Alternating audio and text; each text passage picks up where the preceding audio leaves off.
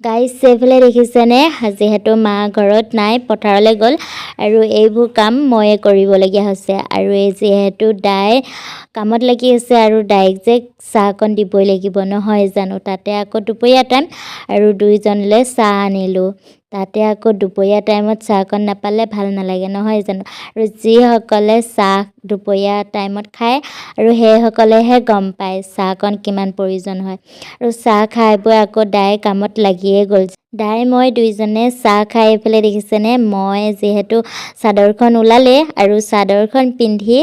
আপোনালোকৰ মাজৰ ৰিলছ নবনাম সেইটো হ'বই নোৱাৰে নহয় জানো যিহেতু চাদৰ বিষয়ে লগোৱাৰ পৰা আপোনালোকক দেখাই আহিছোঁ যিহেতু এখন ওলাইছে আৰু সেইখনে ৰিলছ বনাম বুলি আহিলোঁ আৰু কোনটো গানৰ ৰিলছ বনাইছোঁ আপোনালোকে জানিছে যদি কমেণ্ট কৰি জনাবচোন আৰু চাদৰখন কেনেকুৱা লাগিছে সেইটো জনাব নাপাহৰিব দেই বাৰু আজি ভিডিঅ'টো ইমানে আকৌ নতুন এটা লগ পাম